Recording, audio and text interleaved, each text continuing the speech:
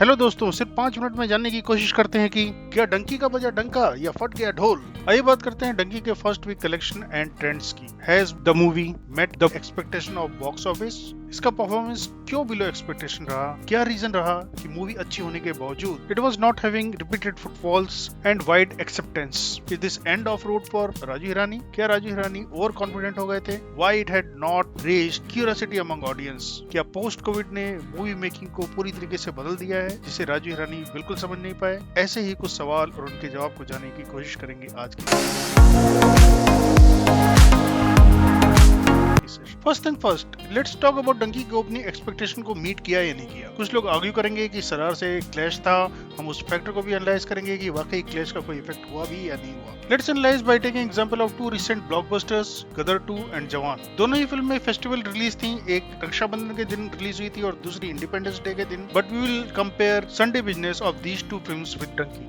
Let's take business of 8 major cities: Mumbai, NCR, Delhi, Pune, Bengaluru, Ahmedabad, Kolkata, Hyderabad and Chennai। अगर हम इन 8 major cities को लें तो जवान के टोटल नंबर ऑफ शोज थे 5900, जबकि गदर 2 के टोटल नंबर ऑफ शोज थे 3700 और डंकी के भी लगभग 3700 ही थे। डंकी का सलार के साथ उस समय क्लैश था और सलार को अप्रोक्सीमेटली 30% शोज कम थे एज कम्पेयर टू डंकी। इस तरह से अगर देखा जाए तो डंकी और गदर 2 के नंबर ऑफ शोज लगभग सेम थे, तो डंकी की परफॉर्मेंस एटलीस्ट गदर से ऊपर होनी चाहिए या उससे ऑलमोस्ट सिमिलर होनी चाहिए थी। अगर हम बिजनेस को देखते हैं, संडे के बिजनेस को, एटलीस्ट संडे के बिजनेस को देखते हैं तो गदर 2 और जवान के कंपैरिजन में डंकी ने बहुत ही कम परफॉर्मेंस किया और इवन गदर 2 के कंपैरिजन में भी बहुत कम बिजनेस रहा। So solely clash was not the reason, there are some other reasons जिसकी वजह से डंकी का बिजनेस इफेक्टेड हुआ। अगर क्लैश रीजन नहीं था देन क्या था, ये जानने के लिए डंकी के डे वाइज कलेक्शंस को देखते हैं। डंकी का day wise collection up to 1 week was close to 150 crore. क्या होता अगर डंकी की ओपनिंग गदर के बराबर होती और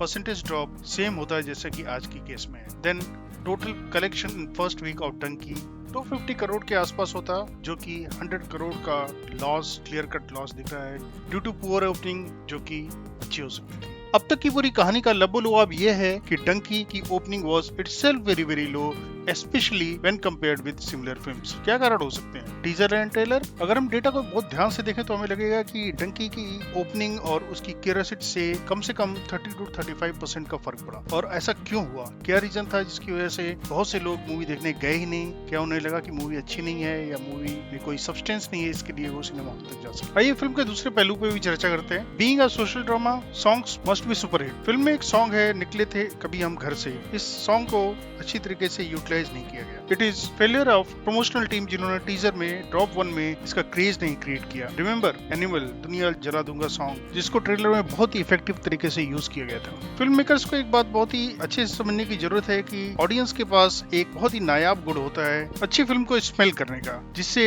ये इंश्योर होता है कि फ्राइडे से संडे तक का कलेक्शन कैसा होगा। और जिस तरीके से आजकल यूट्यूब में 0.25 की स्पीड से मूवी देख करके उसके एक एक सीन्स को आइडेंटिफाई किया जा रहा है ट्रेलर और टीजर में, इससे रिस्क बहुत ही ज्यादा हाई हो चुका है। आइए अब बात करते हैं राजू हिरानी की। राजू हिरानी ने ड्यूरिंग कोविड कुछ डॉक्यूमेंट्री देखी होगी और ऐसा लगा कि इन डॉक्यूमेंट्री को मिला करके एक मूवी बनाते हैं। उस समय वो ऑलरेडी आमिर, संजय, रणबीर के साथ काम कर चुके थे। सो एसआरके ही बचे थे टॉप स्टार्स में इनके साथ काम करना था। और SRK was also searching some good script at that time to work after Zero debacle. Idea अच्छा था लेकिन शायद मूवी बनाने के लिए 3 घंटे की मूवी बनाने के लिए सफिशिएंट नहीं रहा हो। ऐसा लगता है स्क्रिप्ट पर ज्यादा काम नहीं किया गया, क्योंकि मूवी देखते समय आपको एक आइडिया लग जाता है कि फिल्म में अगला सीन क्या होने वाला है, अगला डायलॉग क्या होने वाला है। बहुत ही ज्यादा प्रेडिक्टेबल स्टोरी थी, कुछ भी ऐसा एक्साइटेड नहीं था जिससे आपको लगे कि फिल्म में नेक्स्ट सीन में कुछ चमत्कार होने वाला। फिल्म की स्टार्टिंग बिल्कुल 3 इडियट्स की तरह की गई थी, उसमें भी कोई नॉवेल्टी के बारे में सोचा नहीं गया। ऐसा लगता है कि film from conception to execution stage ऐसे ही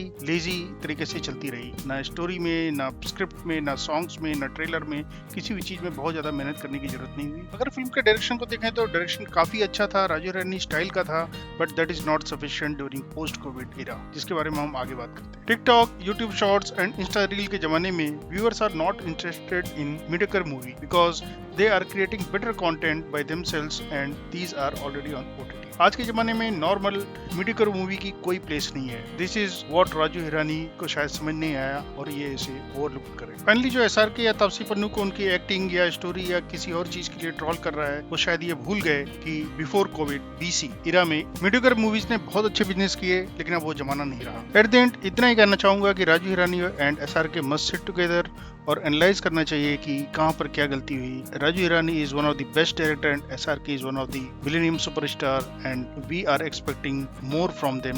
दे will give us more good content and we want कि वो दोबारा फिर से एक साथ एक मूवी में आए।